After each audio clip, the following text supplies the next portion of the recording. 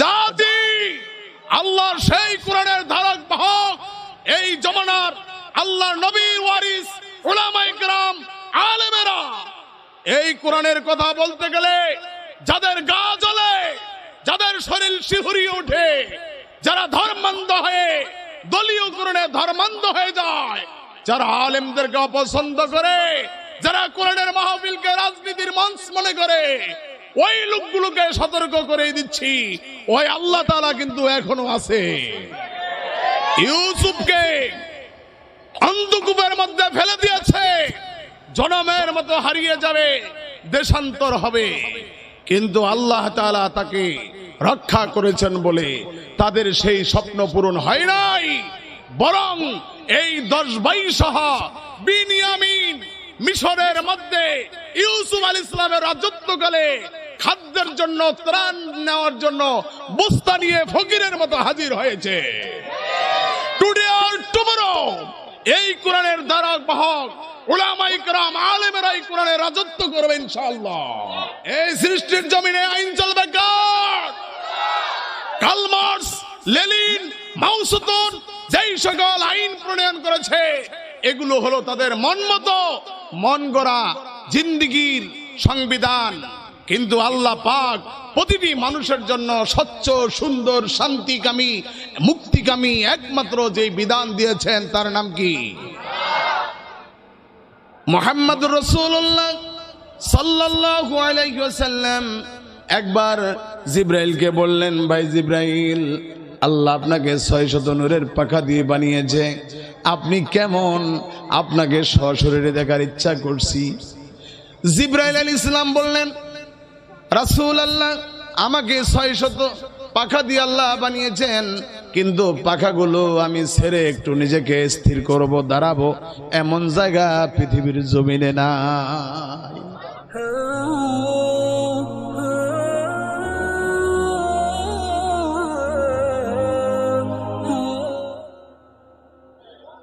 একজন লোক যদি একটা গ্যাসের চুলায় এক চুলাতে পাতিল পানি দেয় সমপরিমাণ আধা লিটার, আরেক চুলায় পাতিলে যদি দুধ দেয় আধা লিটার, কিছুক্ষণ পরে দেখা যায় পানিটা শুকিয়ে যায়, পানি উতরে কি শুকিয়ে যায়, আর দুধ উপরায়া উপরের দিকে ওঠে।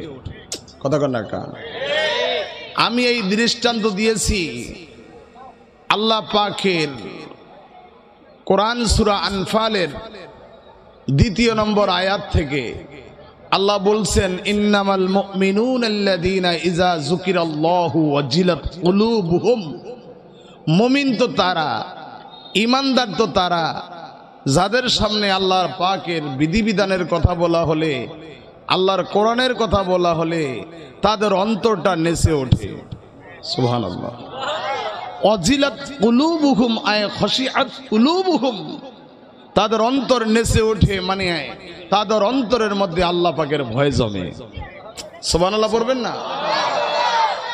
যার অন্তরে আল্লাহর ভয় থাকে সে বুঝি আল্লাহর কোরআনের কাছে আসে না? কোরআনের কাছে আসে না নাকি আসে? আর যে ব্যক্তির কাছে কোরআন হাদিস সহ্য হয় না সেই লোকটা তো শয়তান। শয়তানের চরিত্র কি? শয়তান বলে, লা তাসমাউ লিহাযাল কুরআন, এই কোরআন শুনিও না, ওয়ালগাউ ফীহি লাআল্লাকুম তাগলিবুন, যদি তোমরা এই কোরআনের মাহফিলে আসো, কোরআনের মাহফিলে বসো, তাহলে তোমরা বিভ্রান্ত হয়ে যাবে, অর্থাৎ তোমাদের মতপথ ছেড়ে দিয়া তোমরা কোরআনের পথিক হয়ে যাবে। নাউজুবিল্লাহ পড়েন। এখন আমরা যারা জ্ঞানী, আমরা যারা সচেতন, আমরা আল্লাহর কাছে শান্তি পেতে চাই, আমাদের দরকার কোরআনের কাছে আসা নাকি দূরে চলে যাওয়া? আল্লাহ, আমরা তো আসছি, যারা আসতে পারে নাই, যারা পাগল না, যাদের বিবেক জ্ঞান বুদ্ধি আছে, মুসলমানের সন্তান দাবি করে, দরকারে বিভিন্ন জায়গায় থাকে, সেটা ভিন্ন কথা, কিন্তু অযথা গল্প গুজবে এদিক সেদিক সময়টা কাটায়। আল্লাহ তুমি ওদেরকে তোমার কোরআনের বুঝ দিয়া কিছু সময়ের জন্য কোরআনের মাহফিলে আসার তৌফিক দাও। সকলে পড়েন আমিন। আমার সাথে পড়েন আউযু বিল্লাহি মিনাশ শাইতানির রাজিম। বিতাড়িত, অভিশপ্ত, মরদুদ জিন শয়তান, মানুষ শয়তান থেকে আল্লাহ পাকের কাছে আশ্রয় চাই। বিসমিল্লাহির রাহমানির রাহিম। শুরু করছি সেই আল্লাহ পাকের নামে যিনি অসীম দয়াময় অনন্ত দাতা। ফামান ইয়াকফুর বিত্তাগুতি ওয়া ইউমিন বিল্লাহি ফাকাদ ইসতামসাকা বিল উরওয়াতিল উসকা লা ফিসামা লাহা আল্লাহু সামিউন আলীম।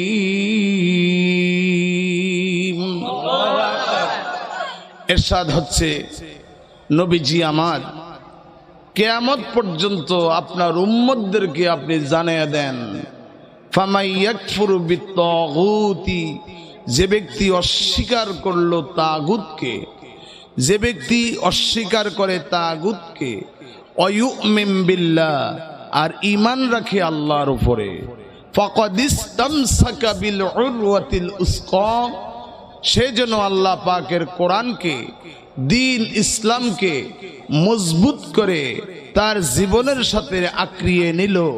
লাং ফিসামা লাহা, যা কখনো ছিড়বার নয়, কোন শয়তান ঈমান ইসলাম থেকে তাকে দূরে নিতে পারে না।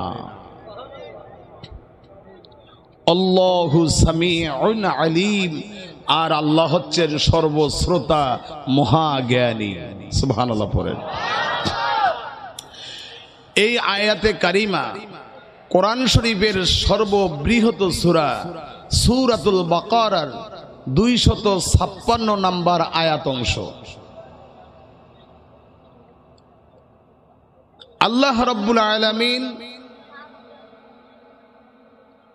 এই আয়াতের মধ্যে আমাদেরকে যা শিক্ষা দিলেন, আমাদের ঈমান আল্লাহর কাছে গ্রান্টেড হতে হলে আমাদের জীবন থেকে তাগুতকে বাদ দিতে হবে।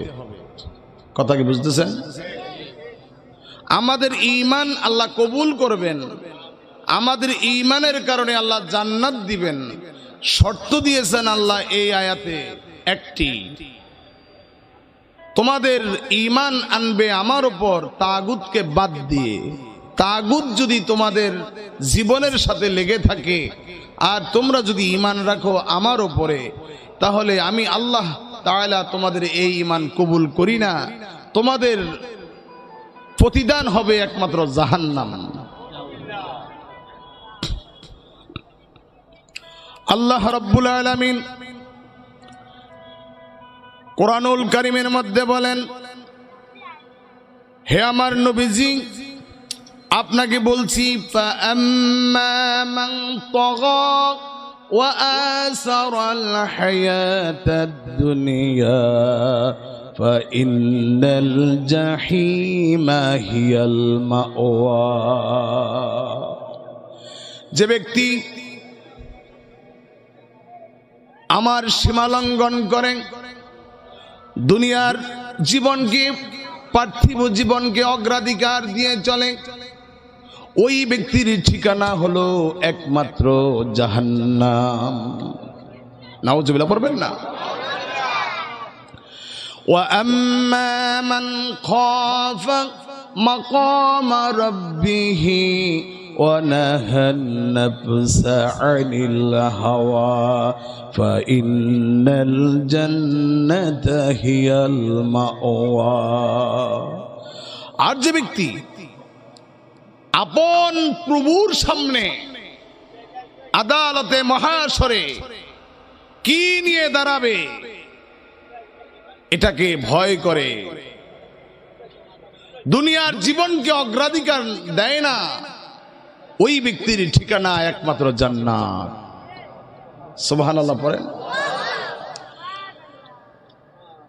যে ব্যক্তি তাগুতকে অস্বীকার করে, ঈমান আনে আল্লাহর উপরে, সেজন্য আল্লাহর কোরআনের পথকে, ইসলামের পথকে মজবুত করে আঁকড়িয়ে ধরে। আমি আয়াত বলেছি ফা আম্মা মান তাগা, যে ব্যক্তি সীমা লঙ্ঘন করে। এই আয়াতের ব্যাখ্যা হলো, মানুষ নামাজ পড়লে তাকে বলা হয় নামাজি, আর মানুষ যদি তাগুত প্রসন্ন জিন্দেগি লাভ করে তবে তাকে বলা হয় তগা, তাকে বলা হয় কি? যেমন আল্লাহ তাআলা ফিরআউনের ব্যাপারে বলছেন, ইযহাব ইলা ফিরআউন ইন্নাহু তাগা ফাকালা আনা রাব্বুকুমুল আ'লা। নবী মূসা, আপনি ফিরআউনের নিকট যান, কারণ ফিরআউন হচ্ছে আমার সীমা লঙ্ঘনকারী। ফাকালা আনা রাব্বুকুমুল আ'লা, সে বলেছে আমি তোমাদের বড় খোদা। নাউযুবিল্লাহ পড়েন। ফিরআউনের চরিত্র সম্পর্কে আপনারা জানেন, নীল নদের জোয়ার ভাটা তার কথায় আসতো, এটা দিয়েছেন, এই ক্ষমতা দিয়েছেন আল্লাহ তাকে। তাকে ক্ষমতা দিয়েছেন কে? তিনি যখন ক্ষমতা পেলেন, ক্ষমতা পেয়ে এবার নিজেকে নিজে এমন অবস্থায় দাঁড় করালেন, তিনি বলেছেন মাইট ইজ রাইট, জোর যার মুল্লুক তার, লাঠি যার মাটি তার। তিনি যখন ধরাকে সরা মনে করে আল্লাহর হুকুম বাদ দিয়ে নিজেকে একা 100 মনে করেছেন, আল্লাহ তখন তাকে পরিচয় দিলেন সে হচ্ছে তগা। সে কি? এই রকম আচরণ করলে আল্লাহ তার পরিণয় জাহান্নাম দিবেন। এই কথাটা জানানোর জন্য, এই কথাটা বোঝানোর জন্য পৃথিবীর জমিনে যত নবী রাসূল আসছে, প্রত্যেক নবী রাসূলদেরকে আল্লাহ একটা আয়াত দিয়েছেন, ও আমার নবী রাসূলেরা, আপনারা গিয়ে সমাজ জীবনে, মানব জীবনে আমার বান্দাদেরকে বলুন, উবুদুল্লাহ ওয়াজতানিবুত তাগুত, আল্লাহর ইবাদত করেন, তাগুত থেকে দূরে থাকেন। আল্লাহ পাকের ইবাদত করেন আর তাগুত থেকে দূরে থাকেন। আমার ভাইয়েরা, তাগুত হচ্ছে একটা নাপাকির নাম, একটি কুফরি মতবাদের নাম। একজন লোক টয়লেটে গেল, ঠিকমতো পরিষ্কার পরিচ্ছন্ন না হয়ে সে ওযু করে সারা রাত ইবাদত করেছে, তাহাজ্জুদ পড়েছে। আপনারা বলেন তার কি তাহাজ্জুদ নামাজ হবে? কারণ কি? ইবাদত করার পূর্ব শর্ত পবিত্রতা। পবিত্র শরীর না হলে তার ইবাদত যেমন কবুল হয় না, তেমনি ভাবে কোনো মানুষ যদি তাগুত ধারণ করে জিন্দেগিতে আল্লাহকে বহুবার ডাকে, ডাকতে ডাকতে কপালে দাগ লাগে। লোকটা যদি হয় নামাজি, লোকটা যদি হয় সমাজি, লোকটা যদি হয় হাজি, লোকটা যদি হয় গাজী, লোকটা যদি হয় আলেম, লোকটা যদি হয় বড় হুজুর, আল্লাহ তাআলা তার এই ইবাদত বন্দেগী কবুল করেন না। কারণ তাগুত হচ্ছে আল্লাহ পাকের সবচাইতে নিন্দনীয়, অপছন্দনীয়, একটা ঘৃণিত শয়তানের কাজ। এবার আমরা একটু জানবো তাগুত মানে কি।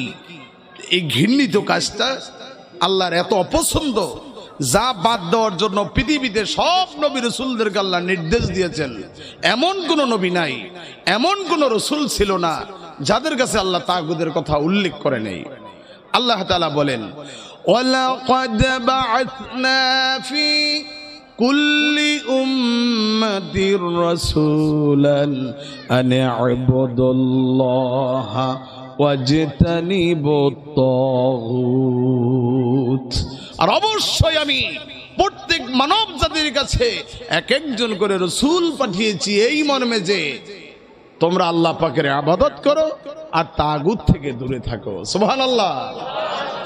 এই আয়াত থেকে আপনারা জানতে পারলেন তাগুত থেকে দূরে থাকার দাওয়াত দেওয়া, আল্লাহর গোলামি করার দাওয়াত দেওয়া, এটি হচ্ছে নবীওয়ালা কাজ। নবীওয়ালা কাজ কি? আল্লাহর ইবাদত করো, তাগুত থেকে। আমি বিশ্বাস করি আপনারা তাফসীর বোঝেন, এই কারণে আমি কোরআন থেকে কোরআন হাদিস দিয়ে তাফসীর করার চেষ্টা করব, আল্লাহ যদি তৌফিক দেন। আমি এতটুকু কোরআন সামনে নিয়ে বুঝলাম, যারা কোরআনের পক্ষে আছেন তারাই কোরআনের আলোচনা আমি যতক্ষণ বলি ততক্ষণ শুনবেন, কতক্ষণ না। আর যাদের দিলে সমস্যা আছে, শয়তানি আছে, তারা আল্লাহর কোরআনের কথা বললেও এগুলা যে পছন্দ করবে না, 1 নম্বর 2 নম্বর 3 নম্বর সাইজা কোরআনের মজলিস ত্যাগ করবে। আমি যতক্ষণ আল্লাহর কোরআনের কথা বলতে রাজি, আমার পেশাবে ধরলেও চুপ করে থাকবো। আপনারা এইরকম অবস্থা থাকবেন, কে কে রাজি আছেন? লিল্লাহি তাকবীর, লিল্লাহি তাকবীর, লিল্লাহি তাকবীর। আল্লাহ কবুল করে নেন। আমি আপনাদের সমীপে তাগুতের 4টা অর্থ করার চেষ্টা করব,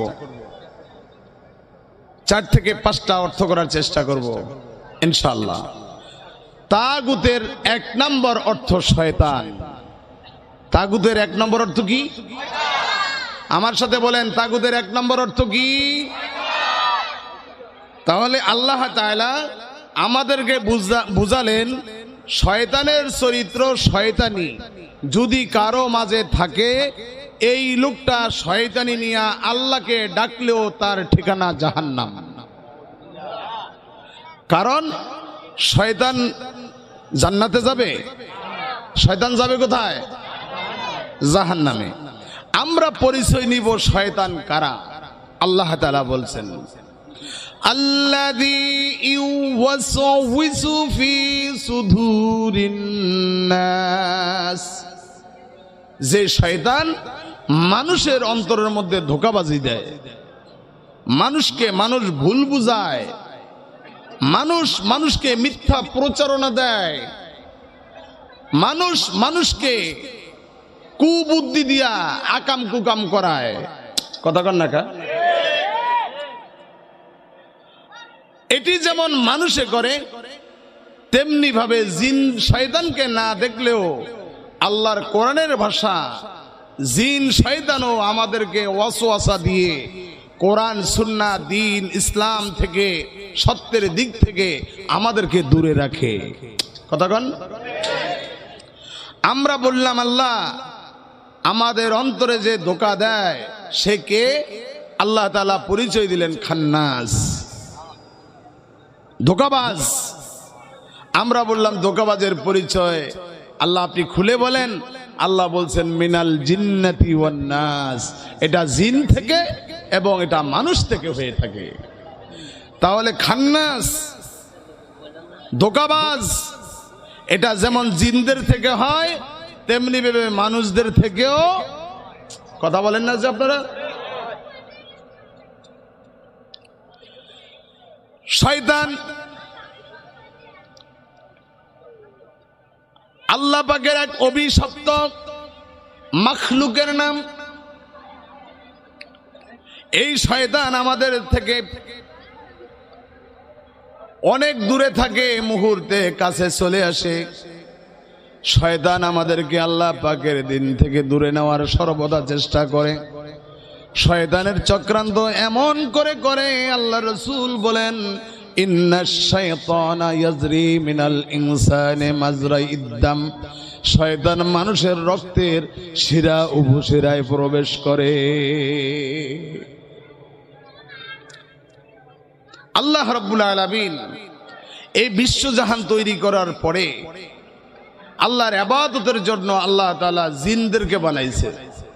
কারে বানাইছে? জিনদেরকে বানাইছে। জিনদের জন্য আল্লাহ পাক জান্নাতের নাজ নেয়ামত, মান্না সালোয়া, পাখির ভুনাগোস্ত দুনিয়াতে তাদের খাবারের জন্য দিয়েছে। সুবহানাল্লাহ কইবেন না মিয়া? আল্লাহ জান্নাতি খাবার এই দুনিয়াতে এখনো আমাদেরকে খাওয়ায়। আমরা কি খাবার খাইতেছি? উদাহরণস্বরূপ আমরা যেই দুধ খাই, আল্লাহ তাআলা আমাদেরকে সর্বপ্রথম আমাদেরকে দুধের পেয়ালা খেতে দিবেন, আমাদেরকে মাছের কলিজা খেতে দিবেন, আমাদেরকে পাখির গোশত খাইতে দিবেন। এগুলো মনে হয় আমরা দুনিয়াতে খাই না, খাই কিনা? জিনেরা আল্লাহ পাকের নেয়ামত দুনিয়াতে খাইয়া আল্লাহর ইবাদতে যখন পৃষ্ঠপোষকতা করা শুরু করেছে, আল্লাহর আইন আল্লাহর হুকুমের পদস্খলন করা শুরু করেছে, আল্লাহ তাদের উপর গুসা হলেন, তাদের থেকে জান্নাতি নেয়ামতগুলো কেড়ে নিলেন। এই কথাটা আল্লাহ আমাদেরকেও বলছেন, লা ইন শাকারতুম লা আযীদান্নাকুম ওয়া লা ইন কাফারতুম ইন্না আযাবি লা শাদীদ। তোমরা যদি আমার শুকরিয়া আদায় করো, আমার কৃতজ্ঞতা স্বীকার করো, আমি তোমাদের জন্য আমার নেয়ামতকে বাড়িয়ে দিব। আর যদি তোমরা আমার নাফরমানি করো, আমি তোমাদের থেকে আমার নেয়ামতগুলো ছিনিয়ে নেব, এমনকি তোমাদেরকে কঠিন আযাবে গ্রেফতার করে দেব। আজ আমাদের দিকে যদি আমরা তাকাই, আমরা দেখতে পারি আমাদের থেকে আল্লাহর অনেক নেয়ামতগুলো উঠে গেছে, আমাদের উপর কঠিন আযাব শুরু হয়েছে। এত কামাই করি, এরপরও হয়ে আসে না, অভাব ছাড়ে না। আমাদের স্ত্রীদেরকে যত দেই, এরপরেও তার থেকে যেইভাবে ভালোবাসা পাওয়ার দরকার ওইভাবে পাওয়া যায় না। কথা বলেন না কা? আমাদের সন্তানদেরকে এত সুন্দর করে আমরা প্রতিপালনের দায়িত্ব নেই, এরপরও ছেলে পেলে আমাদের কথা শোনে না। আরে ভাই হ্যাঁ হাতো কইবেন তো, আমি কি অবাস্তব বলছি? আমাদের থেকে আল্লাহ নেয়ামত কেড়ে নিছে। আগের মতোই ইলিশ মাছ খাই, কিন্তু এখন ইলিশ মাছের সেই স্বাদ আর নাই। কথা কন না কা? ঠাট বাংলায় বলতে গেলে ইলিশ মাছ খাইলে এখন হামুদি হামুদি গন্ধ আইয়ে। কথা কয় না কা?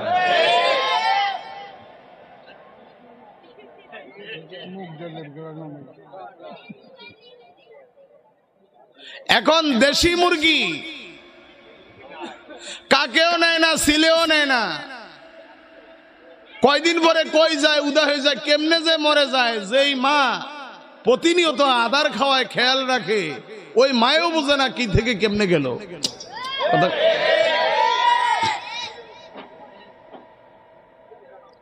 আমাদের থেকে অসংখ্য নেয়ামত চলে গেছে, আমাদের উপর অনেক শান্তি উদাও হয়ে গেছে, বিরাজ করছে আমাদের উপর অশান্তি আর অশান্তি। কারণ কি? ওমান আরাদা আন যিকরি ফাইন্না লাহু মাঈশাতান দানকা ওয়া নাহশুরুহু ইয়াওমাল কিয়ামাতি আ'মা। ওমান আরাদা আন যিকরি, যে ব্যক্তি আমার কোরআন থেকে গাফেল থাকে দুনিয়াতে, আমার বিধিবিধান মানা থেকে দূরে থাকে দুনিয়াতে, আমি আল্লাহ তাআলা তাদের জন্য এই দুনিয়াকে বানিয়ে দেব সংকটপূর্ণ। আজ তো আমার ঘরে, আপনার ঘরে মা বোনদের তেলাওয়াত নাই বললেই চলে। হয়তোবা বেশির চেয়ে বেশি কিছু আকলওয়ালা জ্ঞানবান মা বোনেরা রমজান আসলে এখন সূরা ইয়াসিন 40 বার পরে এক খতম করে। কথা বলেন কা? এরকম না? কিছু মহিলারা আছে এখন 114 সূরা জানে না, কিন্তু আহাদ নামার সূরা এখন তেলাওয়াত করে। আহাদ নামার কোন সূরা আছে? নাই। আমাদের জীবনে যা হচ্ছে সব উল্টা পাল্টা। আল্লাহর হুকুমাবলী মানার ব্যাপারে যেইভাবে আমরা আল্লাহকে মানব, সেই ব্যাপারে আমাদের অবস্থান নাই, যার কারণে আমাদের অশান্তি, যার কারণে আমাদের নেয়ামতগুলো আল্লাহ কেড়ে নিছে। আল্লাহ তাআলা জিনদের উপর রাগান্বিত হলেন। জিবরাইল আমিন আল্লাহর ওহী বাহক ফেরেশতাকে হুকুম করলেন, জিবরাইল ওদেরকে দুনিয়ার জমিন থেকে বিতাড়িত করে দাও, তাদের ঘর বাড়িগুলো ভেঙে চুরে দাও। জিবরাইল আমিন আল্লাহর হুকুমে জিনদের ঘর বাড়িগুলো ভেঙে দেওয়ার খেয়ালে আল্লাহ তাকে 600 নূরের পাখা দিয়ে বানিয়েছেন। 600 নূরের পাখা ছেড়ে দিয়ে তার পাখাগুলা আপ ডাউন করলেন, উপরে উঠালেন, নিচে নামালেন। এতে করে যেই বাতাস ধরলো, জিনদের বাড়িঘরগুলো সব লন্ডভন্ড হয়ে গেল। জিনদের বাড়িঘরগুলো সব লন্ডভন্ড হয়ে গেল, ভেঙ্গে চুরে গেল। জিনেরা কোথায় তার স্ত্রী, কোথায় তার সন্তান, কোথায় মা, কোথায় বাবা, কারো দিকে কেহ চাওয়ার সুযোগ নাই। যার যার মতো করে সে পালাতে শুরু করেছে। এই জিবরিল আমিনের সামনে পড়ে গেল জিনদের একটি সন্তান, খুব নাদুস নুদুস চেহারা। আল্লাহ তাআলার কাছে জিবরাইল আমিন আরজ করলেন, রব্বুল আলামিন এই সন্তানটাকে বাপ মা রেখে গেল, সন্তানটাকে আমি মেরে ফেলবো, এটা আমার দিলে মানে না, আমি ওরে কি করব? আল্লাহ তাআলা জানিয়ে দিলেন, জিবরিল এই সন্তানটাকে তোমার তত্ত্বাবধানে রাখো, ফেরেশতাদের কাছে নিও না, মানবকুলের কাছে দেব না। আমি এই জিন শয়তানকে দিয়েই কিয়ামত পর্যন্ত আমার বান্দাদেরকে পরীক্ষার বিষয় বানিয়ে দেব। জিবরাইল আলাইহিস সালাম শুধু তার 600 নূরের পাখাকে একটু আপ ডাউন করে বাতাস দিলেন, এতে তাদের বাড়ি ঘরগুলো ভেঙে গেল। তাহলে জিবরাইল আলাইহিস সালাম ছোট না বড়? কথা বলেন। আমাদের নবীজি মুহাম্মদুর রাসূলুল্লাহ সাল্লাল্লাহু আলাইহি ওয়াসাল্লাম একবার জিবরাইলকে বললেন, ভাই জিবরাইল, আল্লাহ আপনাকে 600 নূরের পাখা দিয়ে বানিয়েছে, আপনি কেমন? আপনাকে সশরীরে দেখার ইচ্ছা করছি। জিবরাইল আলাইহিস সালাম বললেন, রাসূলুল্লাহ, আমাকে 600 পাখা দিয়ে আল্লাহ বানিয়েছেন, কিন্তু পাখাগুলো আমি ছেড়ে একটু নিজেকে স্থির করব, দাঁড়াবো, এমন জায়গা পৃথিবীর জমিনে নাই। তবে আপনি আমাকে চাওয়ার যে ইরাদা করলেন, আমি আল্লাহর আসমানের দিকে উঠব, আপনি তাকিয়ে থাকবেন, আপনি আমাকে দেখবেন। তবে হুজুর খবরদার, আপনি বেহুশ যাতে না হন, আপনি যাতে দুনিয়ার জমিনে লুটে না পড়েন, আমি আল্লাহর কাছে আশ্রয় চাই। জিবরাইল আমিন আসমানের দিকে উঠলেন, একটু উপরে উঠে যখন তার পাখাগুলো ছেড়ে দিলেন, আল্লাহর নবী তার দিকে তাকাইয়া মাথাটা নিচের দিকে দিয়ে দিলেন। জিবরাইল আমিন সাথে সাথে আল্লাহর নবীজিকে জড়িয়ে ধরে বললেন, রাসূলুল্লাহ, আপনি ভয় পেলেন নাকি? আল্লাহর নবীজি, আপনি আমাকে দেখতে পেরেছেন কি? আল্লাহর নবীজি বললেন, জিবরিল, আমি তো কিছুই দেখলাম না। তুমি যখন উপরের দিকে উঠতেছিলে, আমি তোমার দিকে তাকালাম, আমি দেখলাম গুটগুটে অন্ধকার হয়ে গেল। আল্লাহ পাকের আকাশ দেখা যায় না, আল্লাহ পাকের তারকারাজি চন্দ্র সূর্য কিছুই দেখা যায় না। বিষয়টা কি আমি বুঝলাম না। জিবরাইল আলাইহিস সালাম বললেন, রাসূলুল্লাহ, হাবিব আল্লাহ, আমি যখন উপর দিকে উঠলাম, আমার পাখাগুলো ছেড়ে দিলাম, আমার একটি পাখা চলে গেল মাশরিকে, একটি চলে গেল মাগরিবে, একটি চলে গেল শিমালে, একটি চলে গেল জুনুবে। আমার পাখাগুলো তামাম পৃথিবী জুড়ে গেছে, যার আচ্ছাদনতায় আপনি আল্লাহর আকাশ দেখতে পান না। সুবহানাল্লাহ পড়েন। বুখারী শরীফের ব্যাখ্যা গ্রন্থ ফাইজুল বারীর মুকদ্দমায় এসেছে, আল্লাহর নবীজি আবার আরজ করলেন, জিবরিল, তুমি এত বিশাল দেহ নিয়ে আমার কাছে আসো কেমনে? বুখারী শরীফের ব্যাখ্যা গ্রন্থ কাশফুল বারীর মধ্যে আসছে, আমার নবীজির কাছে জিবরাইল আমিন 24,000 বার এসেছে। কতবার? 24,000 বার আসছে। এক একবার এক একজনের সুরুত নিয়ে আসতেন, কখনো কখনো দাহিয়াতুল কলবির চেহারা ধরে আসতেন। নবীজির সাহাবী ছিলেন দাহিয়াতুল কলবি, তার ছিল খেজুর আঙ্গুরের বাগান।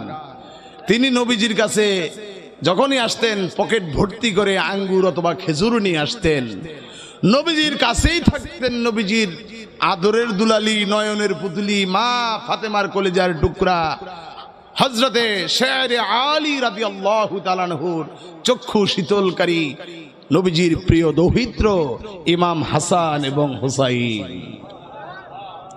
ইমাম হাসান এবং হুসাইন দাহিয়াতুল কালবিল পকেটের ধরে, দাহিয়াতুল কালবির থেকে দাহিয়াতুল কালবির চেহারা দেখে আজকে কেন খেজুর আর আঙ্গুর দেয় না, অপেক্ষার কত মানে, তিনি যায়া দাহিয়াতুল কালবির পকেটের মধ্যে হাত ঢুকিয়ে দিলেন। উনি তো দাহিয়াতুল কালবি না, দাহিয়াতুল কালবির চেহারা তিনি হচ্ছেন হযরতে জিবরাইল আমিন।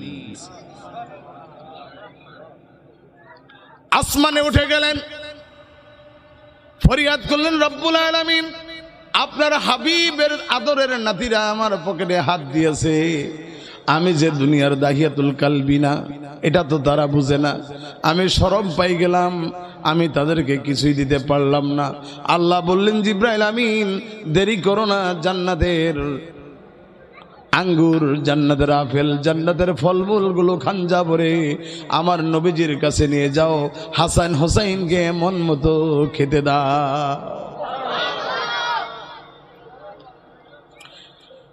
আল্লাহর নবীজি বললেন, জিবরিল আপনারা তো মস্ত বড় শরীর নিয়ে আসেন কেমনে?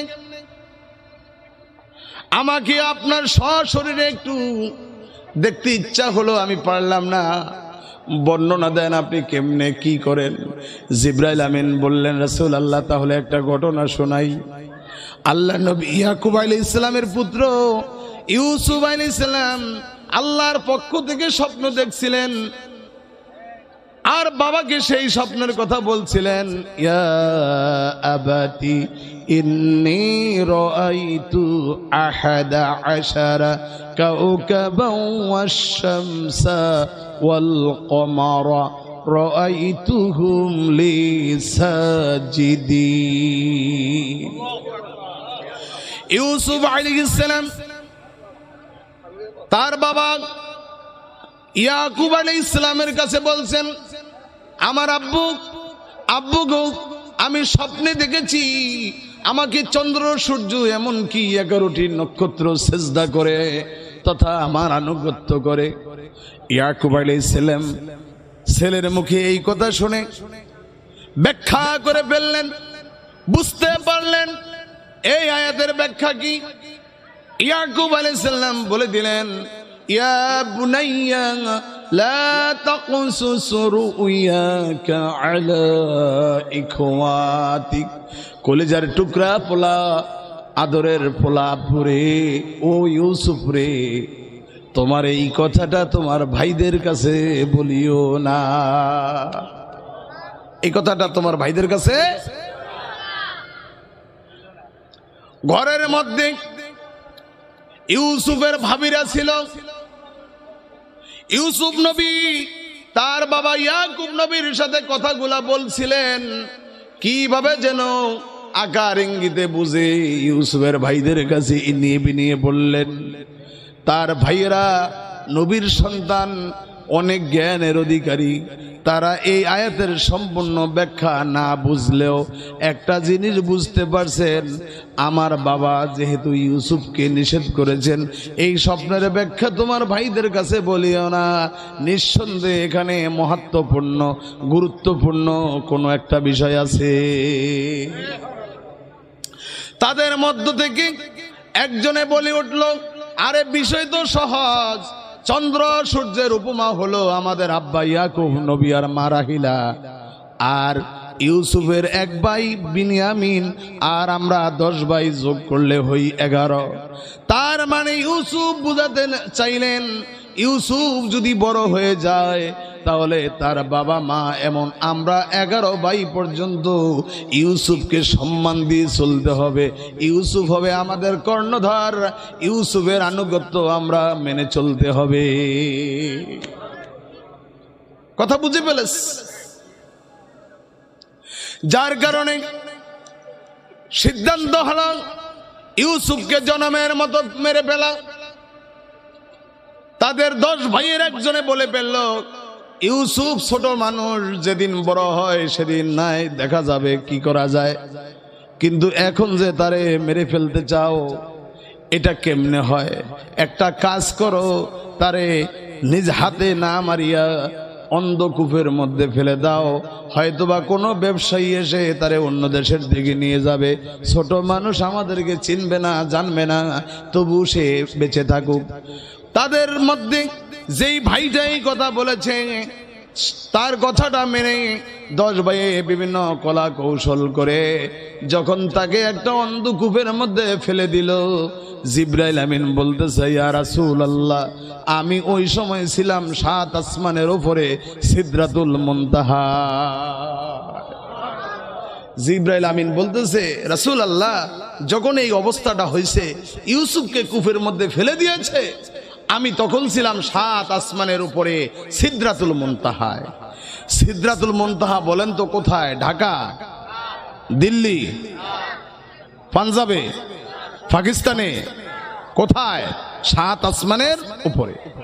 7 আসমানের 7 আসমান কোথায়? দুনিয়া থেকে প্রথম আসমানের দূরত্ব হলো 500 বছরের রাস্তা। কত বছরের রাস্তা? কত বছরের রাস্তা?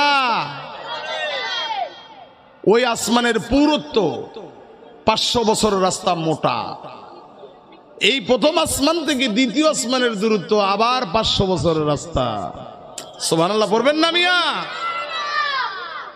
7 আসমানের উপরে আল্লাহ একখানা মসজিদ বানাইছেন। এই মসজিদে ইবাদত করে আল্লাহ পাকের ফেরেশতারা।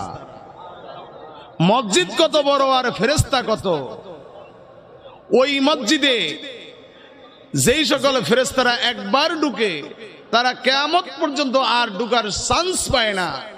একবার যারা ঢুকে তাদের সংখ্যা হচ্ছে 70,000। ওই মসজিদ পেরিয়ে আল্লাহ তাআলা তার ইচ্ছা অনুযায়ী রাখছেন সিদরাতুল মুনতাহা তথা একটা বড়ই গাছের শেষ সীমা। ওই বড়ই গাছের ডালপালা আল্লাহ এমন ভাবে বিস্তৃত করেছেন, যদি পৃথিবীর জমিনে তার ছায়া দিত তাহলে চন্দ্র সূর্য তারকারাজির কোনো আলোই দুনিয়াতে আসতো না। জিবরাইল আমিন বলেন, রাসূলুল্লাহ, আমি আল্লাহর একটি কাজে ওই সময় সিদরাতুল মুনতাহায় ন্যস্ত, ব্যস্ত, নিয়োজিত।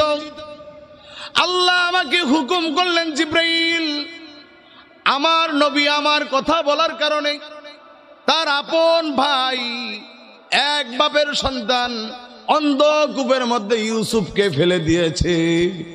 আমি আল্লাহ তো এখনো আছি।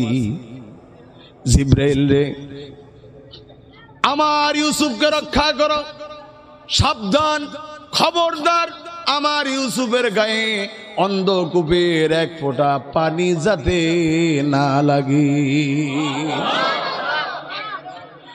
ও আমার ভাইয়েরা,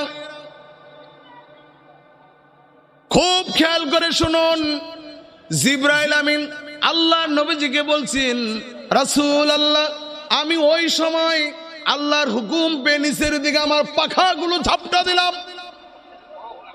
আমি অন্ধকূপের উপর আমার পাখাগুলো বিছিয়ে দিলাম। আমার আল্লাহর নবী পয়গম্বর ইউসুফ আলাইহিস সালামের শরীরে অন্ধকূপের পচা পানির একটি ফোঁটা পানি লাগতে দেই না। আরে তাকবীর! আমার ভাইয়েরা, একটা মানুষ যদি উপর থেকে পড়ে যায় তাহলে পানির মধ্যে পড়তে সময় বেশি লাগে না, ছেড়ে দেয়, তাড়াতাড়ি নিক্ষিপ্ত হয়ে যায়। জিবরিল আমিন সিদরাতুল মুনতাহা থেকে কত পাওয়ার পেলে এত তাড়াতাড়ি আসতে পারে? এবার বলেন তো, এই জিবরাইল আমিনকে পাওয়ার দিয়েছেন কে? জাতি আল্লাহর সেই কোরআনের ধারক বাহক, এই জমানার আল্লাহর নবীর ওয়ারিস উলামায়ে কেরাম, আলেমেরা। এই কোরআনের কথা বলতে গেলে যাদের গা জ্বলে, যাদের শরীর শিহরিয়ে ওঠে, যারা ধর্মান্ধ হয়ে দলীয় কোরআনে ধর্মান্ধ হয়ে যায়, যারা আলেমদেরকে অপছন্দ করে, যারা কোরআনের মাহফিলকে রাজনীতির মঞ্চ মনে করে, ওই লোকগুলোকে সতর্ক করে দিচ্ছি, ওই আল্লাহ তাআলা কিন্তু এখনো আছে। ইউসুফকে অন্ধকূপের মধ্যে ফেলে দিয়েছে, জনমের মতো হারিয়ে যাবে, দেশান্তর হবে, কিন্তু আল্লাহ তাআলা তাকে রক্ষা করেছেন বলে তাদের সেই স্বপ্ন পূরণ হয় নাই।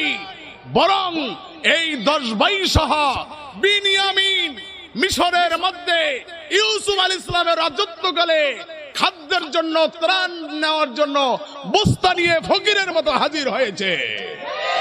টুডে অর টুমরো এই কোরআনের ধারক বাহক উলামায়ে কেরাম, আলেমেরাই কোরআনের রাজত্ব করবে ইনশাআল্লাহ। এটা কি আপনাদের বিশ্বাস হয়? কার কার বিশ্বাস হয়? লিল্লাহি তাকবীর, নারে তাকবীর।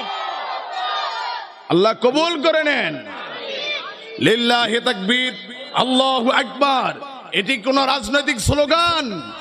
কথা বলেন, এটি কি রাজনৈতিক স্লোগান? আমার নবীজি দুনিয়াতে এসে সর্বপ্রথম যখন স্পষ্ট ভাষায় কথা বলেছেন, তখন আমার নবীজির মুখ থেকে যেই শব্দগুলো বের হয়েছে তার মধ্যে একটা ছিল লিল্লাহি তাকবীর। আল্লাহ আমাদের সকলকে কবুল করুন। তাগুতের 1 নম্বর অর্থ হলো শয়তান। তাগুতের 1 নম্বর অর্থ কি ভুলে গেছেন আপনারা? জিন জাতি আল্লাহর ইবাদত করতে মন মতো খামখেয়ালি যদি ইচ্ছা পোষণ করার কারণে আল্লাহ তাদের উপর নাখোশ হলেন, তাদের উপর রাগান্বিত হলেন। এই পাওয়ারফুল জিবরাইল আমিন দ্বারা তাদের বাড়ি ঘরগুলো লন্ড ভন্ড করে দিলেন, একদম ভেঙ্গে ছুড়ে দিলে। জিবরাইল আমিন এই জিন শয়তানটাকে পেয়ে নিজের তত্ত্বাবধানে রাখলেন, আল্লাহর হুকুমে জান্নাতি খাবারগুলো খাওয়াতে শুরু করলেন। এই জিন জাতিকে দুনিয়ার জমিন থেকে বিদায় করার 2,56,67,200 বছর পরে ফেরেশতাদেরকে লক্ষ্য করে স্বয়ং আল্লাহ ওয়াজ করলেন, ইন্নী জাইলুন ফিল আরদি খলিফা। 10 জনে মনে হয় কইছেন আল্লাহু আকবার। বাড়ি যায় বললে হবে? নির্বাচনের পরে বলিয়েন। নির্বাচনের আগে কি জবান আল্লাহর জন্য দেয়া যাবে না? এই জবান দিয়েছে কে? আল্লাহ তাআলা ফেরেশতাদেরকে লক্ষ্য করে বললেন, আমার ফেরেশতারা আমার জমিনে আমি আল্লাহ খলিফা বানাবো। কি বানাবো? এই খলিফা যাতে মানুষের বেশি বেশি জামা সেলাই করে। ভালো করে কোন বুঝে বুঝে কোন। খলিফা শব্দের অর্থ হলো প্রতিনিধি। ফেরেশতারা আমি দুনিয়ার জমিনে আমার খলিফা বানাবো তথা আমার প্রতিনিধি বানাবো। খলিফা তাদেরকে বলা হয়, খলিফা তাকে বলা হয় যে তার মালিকের হুবহু দায়িত্ব পালন করে। আল্লাহর ফেরেশতারা জানতে চাইলেন আল্লাহ কেন খলিফা বানাবেন? আল্লাহ বলছেন, শোনো, ওয়ামা খলাকতুল জিন্না ওয়াল ইনসা ইল্লা লিয়াবুদুন। আমি জিনদেরকে তৈরি করেছি, মানুষকে তৈরি করছি, মানুষকে তৈরি করব একমাত্র আমার গোলামি করার জন্যে। এখন আল্লাহ পাকের গোলামি করবেন আকাশে নাকি কবরে? বালা কইরা কোন।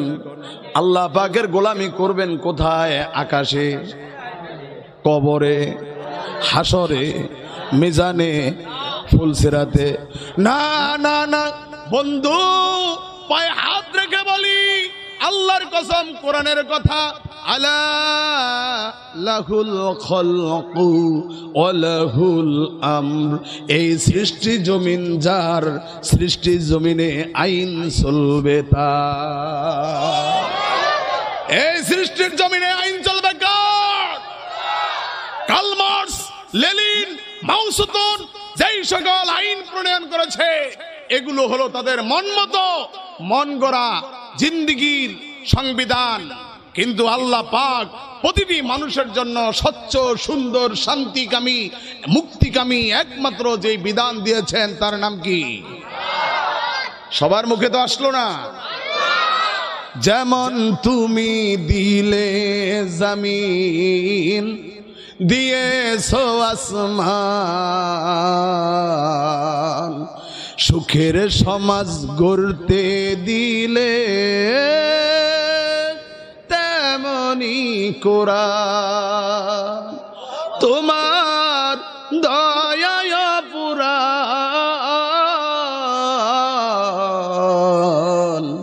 দয়ায় পুরাণ,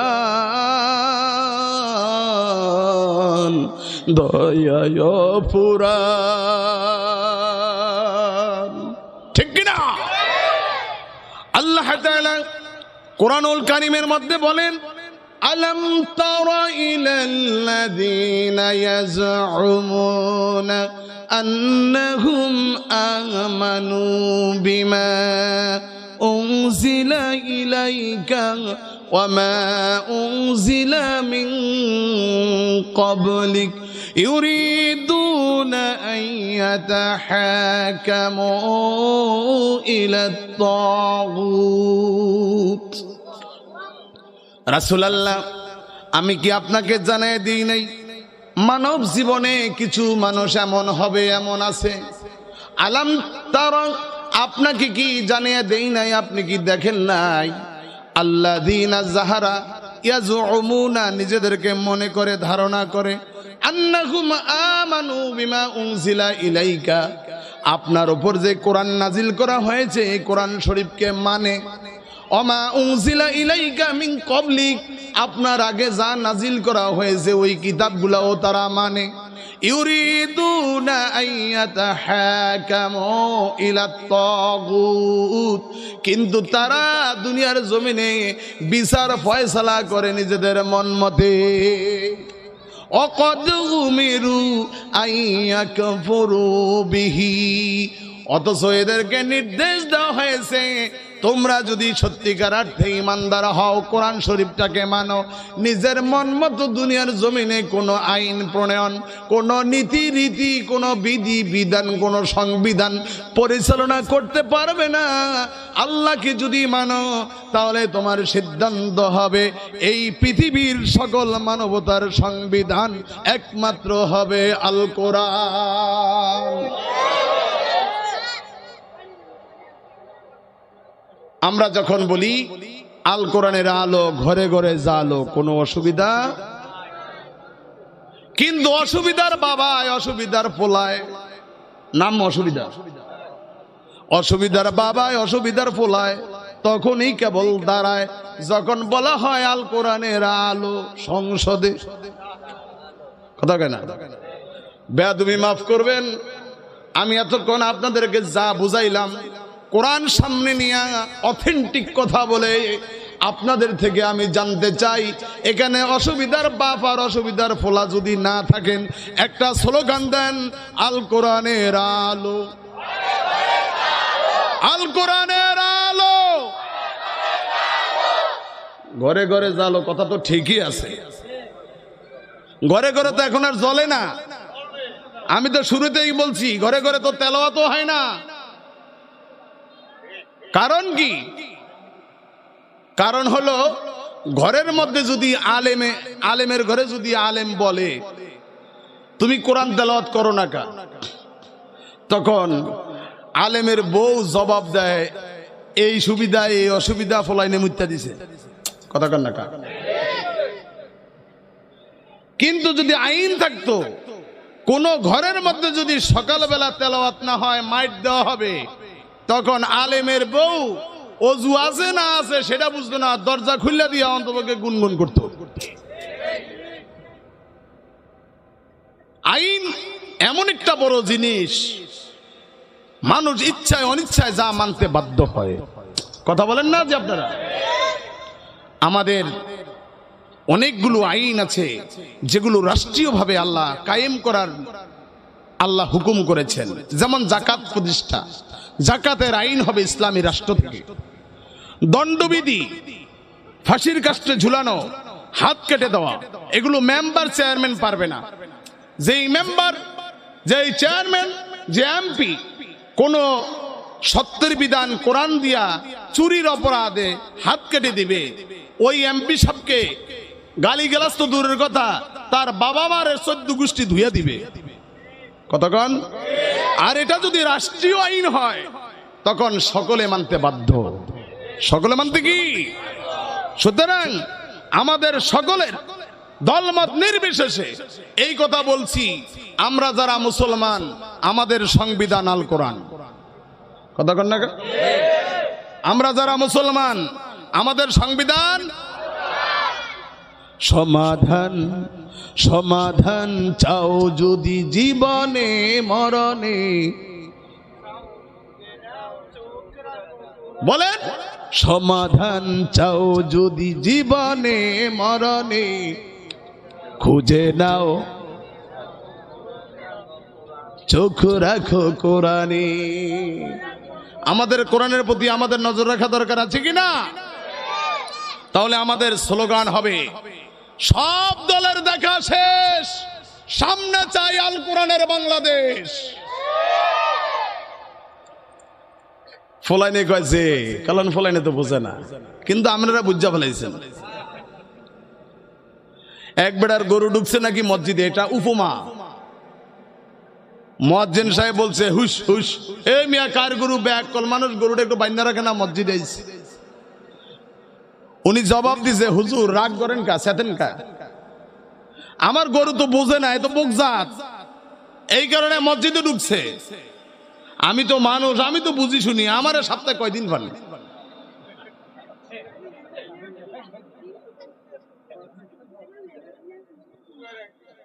আমার এই আলোচনার মধ্যে আমি এইটা বুঝাইতে চাইছি, এই কোরআন যদি জানে, কোরআন যদি মানে, কোন মানব সন্তান যদি এই কোরআন বোঝে, তাহলে তার সম্মান বৃদ্ধি করে দিবেন কে?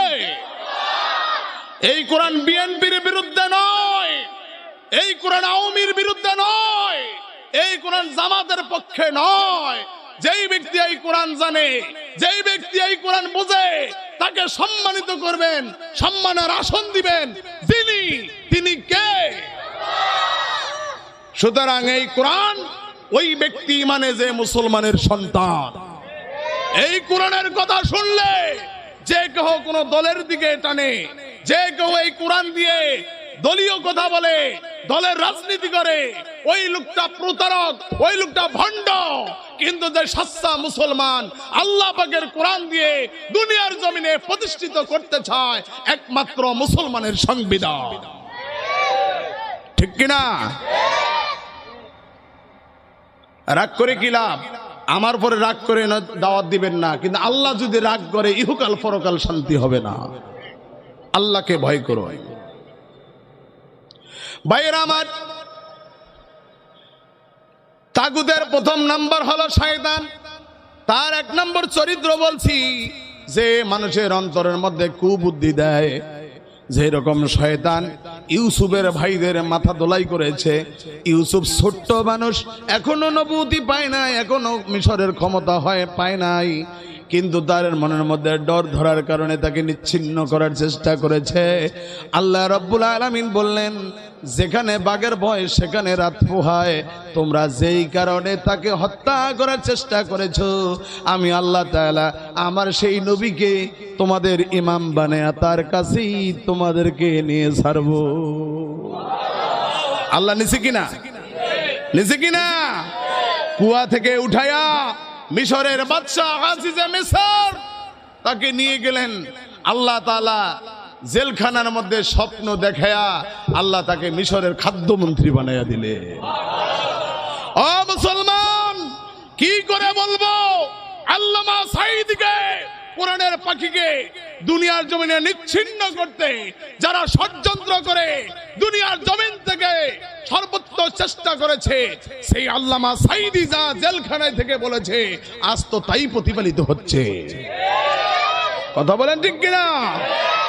আমরা দেখি আর না দেখি, আমরা যারা কোরআনের কথা বলি, আমাদেরকে কেউ যতই শত্রুতা করবে না কেন, আল্লাহ তাআলা আমাদের স্বপ্ন পূরণ করেই ছাড়বেন ইনশাআল্লাহ। সে আল্লাহ তো আছে। ভাইয়েরা আমার, এই শয়তান আল্লাহ তাআলার কাছে এখনো শয়তান হয় নাই। ফেরেশতাদের মাঝে আল্লাহ আদম আলাইহিস সালামকে বানালেন, খলিফা বানালেন, সকল ফেরেশতাদেরকে একত্র করে জিবরাইল আমিনকে হুকুম করলেন, শয়তানের বাচ্চা শয়তানটারে নিয়ে আসো। জিবরাইল আমিন বলছেন, আল্লাহ শয়তানের বাচ্চা শয়তানকে? তিনি বলছেন, তোমার কাছে থাকে যে। কারণ আল্লাহ তো একটা বিষয়ের পূর্ব থেকেই জানেন, কথা বলেন না কেন? তো শয়তানি কেমনে? জিবরাইল আমিন ফেরেশতা এখানে আছে। সকল ফেরেশতাদের মাঝে আদম আলাইহিস সালামকে এনে আদম নবীকে বললেন, আল্লাহ তাআলা বললেন, আদম এই জিনিসগুলোর নাম আমার একটু বলে দাও তো। আদম আলাইহিস সালামকে আল্লাহ প্রদত্ত জ্ঞান দিয়েছেন, আল্লাহ কিছু জিনিসের নাম শিখিয়ে দিয়েছেন বলে আদম আলাইহিস সালাম একটা একটা করে সব জিনিসগুলোর নাম বলে দিলেন। ফেরেশতাদেরকে বললেন, তোমরা বলো। ফেরেশতারা বললেন, আল্লাহ এ তো সম্ভব না, আমাদেরকে যা জ্ঞান দিয়েছেন আমাদের এর চাইতে বাড়তি কোনো জ্ঞান নাই, আমরা পারি না। আল্লাহ তাআলার কাছে ওই শয়তানের বাচ্চা শয়তানেও আছে, তখনও সে কিছু বলে না। আল্লাহ তাআলা হুকুম করলেন, তাহলে তোমরা আমার আদমকে একটা তাজিমের সিজদা দাও। কি দাও? একটা তাজিমের সিজদা দাও।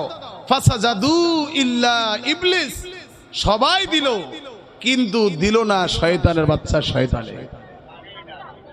দিল না কে? ইবলিসে। কে দিল না? কসাসুল কোরআনের মধ্যে আসছে, ওর নাম আল্লাহ ডাকছেন ইবলিস, ওর বাবার নাম ছিল খবিস, ওর মার নাম ছিল নিবলিস। কথা বুঝেন? ইবলিসকে আল্লাহ তাআলা জিজ্ঞাসা করলেন, মা মানাআকা আইয়াসজুদা লি আদম, ইবলিস আমার এই আদমের সিজদা দিতে তোমারে কোন জিনিসে বারণ করলো? তখন ইবলিস একটা যুক্তি খাটাইলো, আল্লাহ আনা খায়রু মিনহু, আমি তো এই আদমের চাইতে ভালা। আদমের চাইতে কি? খলাকতানি মিন নার, আমারে তো আপনি বানাইছেন আগুন দিয়া, অ খলাকতাহু মিন তিন, এরে তো বানাইছেন মাটি দিয়া। ও মুসলমান, আজকের সমাজে শয়তানের চরিত্র মানুষের মাঝে ধারণ করছে এইভাবে। যখন মসজিদে মিঠা মিঠা তাফসীর করা হয়, ওয়াজ করা হয়, একটা কিচ্ছা বলা হয়, তখন কয় হুজুরে আজকে একটা সেই রকম কিচ্ছা লইছে। কথা কয় না কা? আর যখন কোরআন দিয়ে বলা হয়, তখন তাদের উক্তি হয়, এই হুজুরকে আমরা খাওয়াই, আমরা বেতন দেই। কথা কি বুঝেন? একটু গালে আইছে, এরকম সিওনা ছিল, কালা ছিল, আমগোটা খাইয়া আজকে মোটা হইছে, প্রত্যেক মাসে মাসে বেতন দেই। এই অবস্থায় এখন সে নাকি কোরআন প্রতিষ্ঠা করবে, এখন সে নাকি কোরআন দিয়া দেশ চালাবে। আরে মিয়া, আমাদের চাইতে এত জ্ঞানী এত গুণী হইলা কেমনে? কাগোটা খাও, বোঝো? আমাগো মসজিদের ইমাম ভালা ভালা চলো, কোনো সমস্যা নাই। তোমার মতো ব্যক্তি হুজুরের এই রাজনীতি ফাজনীতির দরকার নাই। ভালা মানুষে কি রাজনীতির মধ্যে আইয়ে? আর এটা তো তাদের উক্তি। তো ভালো মানুষ যদি রাজনীতির মধ্যে না আসে, তুমি যে রাজনীতি করো, তাহলে তুমি কি ভালো মানুষ? কথা কেন? এক ব্যক্তি নাকি টয়লেটে পড়ে গেছে, বাঁচাও বাঁচাও, তাকে রক্ষা করার জন্য একজন আসছে, তার ঠান্ডি লইছে। ঠান্ডি তো বোঝেন? কথা কয় রাখা, নাক দিয়ে পানি পড়ে, বলতেছে ভাই আমারে ধরো না, আমারে ধরো না, তোমার নাক পরিষ্কার করো। নিজে হইল টয়লেটে, আরেকজনের বলে নাক পরিষ্কার করো, আমারে ধরো না, তোমার নাকে ময়লা আছে। কসম কি খোদা, যারা কোরআনের কথা বলা হলে বেজার হয়, কোরআন ওয়ালাদেরকে ছোট খাটো করে ধরা হয়, এদেরকে তুচ্ছ তাচ্ছিল্য করা হয়, ওই ব্যক্তি গণতন্ত্রের পচা রাজনীতি, পেটনীতি, পীর পূজারি এগুলা করে, ওই হক্কানি রাব্বানি আলেমদেরকে ছোট খাটো করার কারণে এটা ইবলিস না হলো ইবলিসের খালাতো ভাই চালা চামুন্ডা, এতে কোনো সন্দেহ নাই। বুঝছি আপনারা রাগ করছেন, আল্লাহর কসম, আমি কোন দল করার জন্য আসি নাই। এই তাফসীর কমিটি অত্যন্ত জ্ঞানী, শিক্ষিত, মার্জিত মানুষ। তারা আমাকে বুঝে শুনে দাওয়াত করেছেন। তারা আমাকে বলেছেন, হুজুর কোরআন হাদিসের আলোকে কথা বলবেন, দুনিয়াবি রাজনীতির দিকে যায়েন না। আমি দুনিয়াবি কোনো রাজনীতির কথা বলি না। আমি বলছি শয়তানের চক্রান্তগুলো কোন জায়গায় হয়। শয়তান বলেছে আমি এর চাইতে ভালা, আমি এর চাইতে, আমারে বানাইছেন আগুন দিয়া, এরে বানাইছেন কি দিয়া? মাটি দিয়া। আমরাও বলি আমি তো ভালা না, ভালা লইয়া থাকো। কথা কয় না? আমি তো ভালাই না, তুমি ভালো লয়ে থাকো। মালিক যেদিন ইচ্ছা করবেন সামান্য ইস্যু নিয়া মামু বাড়ি দিল্লি পাঠিয়ে দিবে, তুমি টেরো পাইবা না। আল্লাহ সব পারে কিনা? আল্লাহ সব পারে কিনা? আমার ভাইয়েরা, শয়তানের চক্রান্ত বড় মারাত্মক। শয়তান ধোঁকাবাজি করে, মানুষদেরকে বিপদগামী করে। এই শয়তানটা থাকে কার কার সাথে? আল্লাহ পাকের কোরআন বলছে সূরা শুআরার মধ্যে, হাল উনাব্বিউকুম আলা মা তানাজ্জালুশ শাইতান তানাজ্জালু আলা কুল্লি আফাকিন আযীম। রাসূলুল্লাহ, আপনি বলে দেন আমি কি বলবো নাকি কার কার সাথে শয়তান সওয়ার হয়, কার সাথে শয়তান থাকে, কারে শয়তান ভর করে, কারে শয়তানে ধোঁকা দেয়। শয়তান তো তার কাছে আসে যেই ব্যক্তি মিথ্যুকার, পাপাচার। যেই ব্যক্তি মিথ্যুক আর পাপাচার, পাপ কাজে লিপ্ত, যে ব্যক্তি বহু অন্যায় করে কিন্তু তার অন্যায়কে ছোট খাটো করার জন্য পরের দোষকে বেশি খোঁজ করে। কথা বলেন? যেমন আমি বয়ান করলাম, আল্লাহ তাআলা বলছে ইয়া আইয়ুহাল্লাযীনা আমানু, হে ঈমানদারগণ, লা তাকুলুর রিবা, তোমরা সুদ খাইও না, ইন কুনতুম মুমিনিন, যদি তোমরা ঈমানদার হও। কথা কেন? এটা কার কথা? এখন সুদখোরের গায়ে লাগছে। হুজুরের কোরআন শরীফে তো এত বয়ান আছে, ওগুলা না কইরা সুদের কথা কয়, মনে হয় কেউ জানি কইয়া দিছে আমি সুদ খাই। কথা কি বুঝেন? তার সাথে কথা বলে তখন সে এই জবাব দেয়, আরে মিয়া হুজুরও বলা, হুজুররা বলবো, বলুক চাই, এদিক কি আসা যায়? সুদ কি একা আমি খাই? এখন বড় বড় হুজুররাও খায়। আমার কথা বুঝাইতে পারি না? ওই ব্যক্তি সুদ করে জবাব দেয়, সুদ কি একা আমি খাই? এখন সুদটা বড় বড় হুজুররাও খায়। সারা বাংলাদেশটাই তো সুদ ছেয়ে গেছে। এমন কোন বাড়িঘর আছে যেই বাড়িতে সুদ না চলে? এই লোকটা নিজে সুদখোর, সুদী, তার দোষকে ছোট খাটো করার জন্য গোটা বাংলাদেশের উপমা তার চোখের সামনে আনছে। কথা কয় না কামে? যেই লোকটা পাপাচার, তার এক নম্বর দৃষ্টান্ত হলো নিজের দোষকে ছোট খাটো করার জন্য মানুষের দোষ খোঁজগুলো তার চোখের সামনে আনে। সেই ব্যক্তি নিজের ব্যাপারে কিছুই জানে না, পরের ব্যাপারে উকিল হয়ে যায়। এরকম মানুষ নাই? এই লোকের কাছে শয়তান ভর করে থাকে, এই লোকটার সাথে শয়তান আছে। এর আরেকটা দৃষ্টান্ত, যদি জিন শয়তান হয়, জিন শয়তানের নাকে কোরআন শরীফের আয়াত পড়ে ফু দিয়া যদি একটু তেল মাখানো হয়, তখন তার অস্থিরতা শুরু হয়। কথা কয় না কা? এরপরে কাপলার গোছা দিয়া দিতে হয়। লাস্টে কয় যে তুই জুতা কাটা নিবি না পিছা কাটা নিবি। কথা কয় না কা? এটা হয় তার উপহার। আল্লাহর কসম, যেই ব্যক্তি জিন শয়তান খবিসের পোলা ইবলিস না, যে মানুষের পোলা মানুষ হইয়া শয়তানের এই স্বভাব ধারণ করে, তার শয়তানি চরিত্র পাওয়া যাবে যখন তাদেরকে কোরআন দিয়ে, কোরআন হাতে নিয়ে, মাথায় নিয়ে বুঝানো হবে, তখন তার অস্থিরতা শুরু হবে, তখন তার গা জ্বলে ওঠে। আমি বুঝাইতে পারি নাই? আপনারা ঠিক আছেন তো নাকি অপছন্দ গা জ্বলে?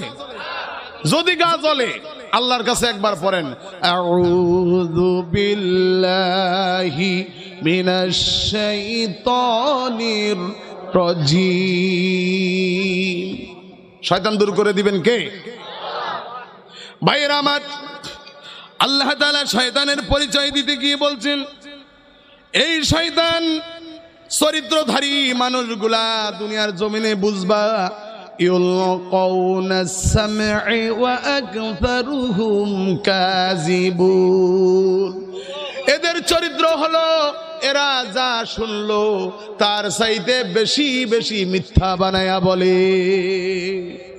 যা শুনে তার চাইতে বেশি মিথ্যা বানায়া বলে।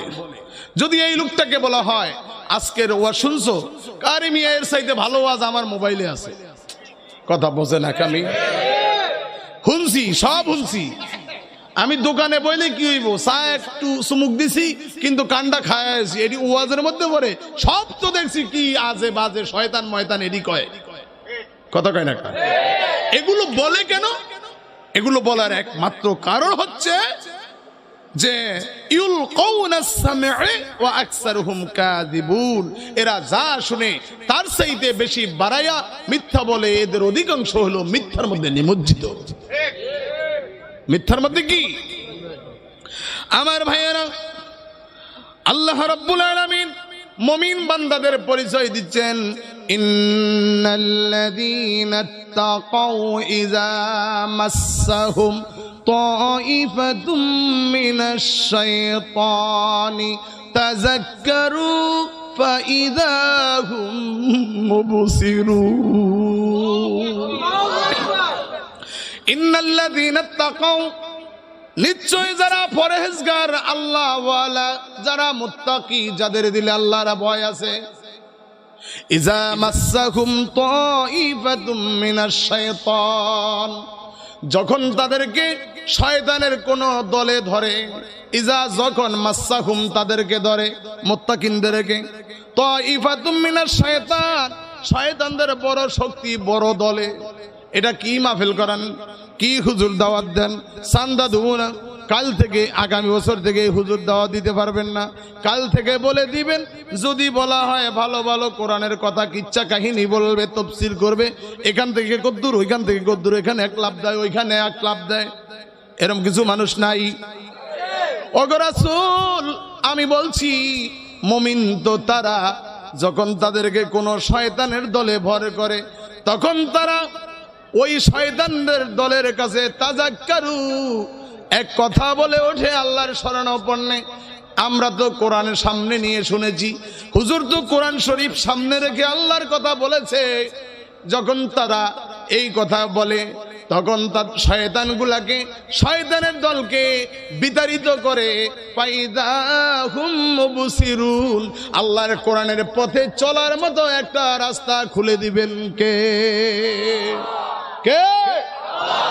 কিন্তু যারা কোরআনের মজলিসে বসে কোরআনের কথা বলে, বাহিরে গেলে কোরআনের বিরুদ্ধে আচরণ করে, যারা বলে যদ্দূর পারলাম মানলাম, যা পারলাম না মানলাম না, আল্লাহর কসম তারা ইমানদার দাবি করলেও তাদের ইমান থাকে না। আল্লাহ বলছেন, ওয়ায়াকুলুনা নুমিনু বিবা'দিন ওয়া নাকফুরু বিবা'দিন ওয়ায়াত্তাখিযুনা বাইনা যালিকা সাবিলা উলাইকা হুমুল কাফিরুনা হাক্কান ওয়া'তাদনা লিল কাফিরিনা আযাবাম মুহিনা। যারা বলে আমরা কোরআন শরীফের কিছু মানলাম, কিছু ছাড়লাম, তথা যা পারলাম মানলাম, যা পারলাম না ছেড়ে দিলাম, ওয়ায়াত্তাখিযুনা বাইনা যালিকা সাবিলা, মানা আর না মানা, এত দুবয়ের মাঝে নিজেকে ইমানদার মুসলমান বলে পরিচয় দেওয়ার একটা রাস্তা করে নেয়। হয়তোবা মাহফিল করায়, হয়তোবা হুজুরদেরকে দাওয়াত দিয়া খাওয়ায়, হয়তোবা মসজিদের সভাপতি হয়, হয়তোবা টুপি টাপা লাগায়া শুক্রবারে আগ কাতারে বসে, তার কিছু ধর্ম কর্ম নমুনা দেখায় মুসলমানের ইসলামের, কিন্তু আবার কোরআনের কথাগুলো যখন তার বিপক্ষে চলে যায়, তার দলের বিরুদ্ধে চলে যায়, মতের বিরুদ্ধে চলে যায়, তখন বলে এগুলার কি শুনবো। এখন ওরা আগে ভালো ছিল, এখন নিজেরা মন মতো কথাবার্তা বলে, কোরআন সামনে নিয়ে দলীয় রাজনীতি করে, কোরআনের আলোচনাগুলো রাজনীতির মঞ্চ বানিয়ে নিয়েছে। যখন তারা এই ধরনের কথাগুলো বলে, তাদের পূর্বে নামাজ পড়া, মাহফিল করানো, সভাপতির দায়িত্ব পালন করা, আল্লাহর কসম এগুলা থাকে না। আল্লাহ বলছে উলাইকা হুমুল কাফিরুনা হাক্কা, আমার আল্লাহর ফতোয়া এরা একটাও মুমিন না, এরা হচ্ছে খাঁটি কাফের। এরা কি? আমার ভাইয়েরা, দরদ মাখা কণ্ঠে বলছি, আপনাদের কাছে দুইটা হাত ধরে বলছি, আপনারা সত্য কথা বলেন। এই রকম দলের মানুষ, এই রকম মানুষ বর্তমান সমাজে কি হুজুর, কি মাস্টার, আপামর জনতার মাঝে বর্তমান খুঁজলে পাওয়া যায় না। যে বাবা আপনি কেমনে কইলেন কথাটা, একবারে বুড়া মানুষ বুঝা বলেছ। এরকম মানুষ বর্তমান সমাজে, আপনাদের সমাজে নাই এটা মানছি, কিন্তু বাংলাদেশ তো আর আমনকে এলাকা না। বাংলাদেশের কিছু জায়গায় এরকম কিছু মানুষ নাই। এরে কয় টাকা আছে কিনা? কয়টা ভোট পাওয়ার লোভে যেই বড় হুজুর বলে শরিয়া আইন মানি না, তোমাকে দুনিয়ার ক্ষমতার কারণে কেউ ফতোয়া না দিলেও আল্লাহর ফতোয়া, তোমার ঈমান নাই, তুমি মুসলমান হতে পারো না। ঠিক কিনা? কোন বাউল ইসলামের বিরুদ্ধে, আল্লাহর বিরুদ্ধে কথা বলেছে? কয়টা ভোটের লোভে, কয়টা ভোটের লোভে তুমি যারা তৌহিদি জনতা ছিল তাদেরকে বলছো ধর্মান্ধ। তুমি নেফাকের মধ্যে নিমজ্জিত, তওবা করো, নতুবা যাদের বিবেক আছে, যারা কোরআন মানে মুসলিম তৌহিদি জনতা, তোমার মতো মুসলমান নামক নিমক হারামকে দুনিয়ার জমিনে আর ভালোবাসবে না। কথা কয় না? আকল বান রাই সারাস্ত। আমার ভাইয়েরা, এই শয়তান যদি কারো কাছে ছাওয়ার হয়, তাহলে তার কাজটা হবে দুনিয়ার মাঝে মানুষদের মাঝে হেদায়েতের পথে আসতে বাধা দেয়, মাহফিলে আসতে দিবে না, কোরআনের পথে আসতে দিবে না, আলেমদের সোহবত গ্রহণ করবে না, ইসলামের পথে বাধা দিবে। আল্লাহ তাআলা বলছেন ওয়া আনতুম লা ইয়াসুদ্দুনা আন সাবিলিল্লাহি ওয়া ইয়াহসাবুনা আন্নাহুম ইয়াহদুন। তাদের চরিত্র হলো তারা নিজেদেরকে ভালো মনে করে, আমরা হেদায়েতের পথে আছি, আমরা শান্তি চাই, আমরা সুন্দর চাই, আমরা সুরক্ষা চাই। তাদের দাবি এইটা করে, তাদের মানুষদেরকে কি করে?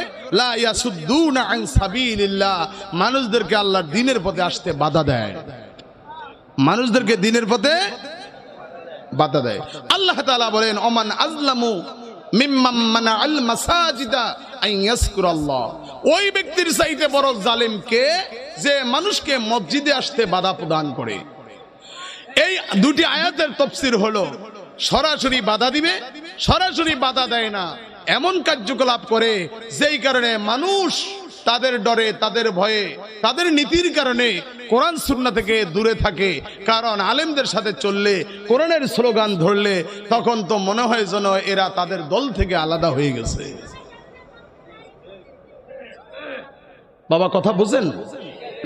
আমার ভাইয়েরা, যদি এইরকম কোন শয়তানের কাজ দাঁড়িয়ে যায়, তখন আল্লাহ পাকের হাবিব মুহাম্মদুর রাসূলুল্লাহ সাল্লাল্লাহু আলাইহি সাল্লাম বলেন, দুনিয়ার মানুষেরা শোনো, ইন্নাল গদাবা মিনাশ শায়তান, মানুষের রাগ আসে শয়তানের পক্ষ থেকে। মানুষের শরীরের মধ্যে মেজাজ গরম দেখায়, হট মেজাজ, হটলাইন, এটা কার থেকে আসে? কথা কয় না, শয়তানের থেকে।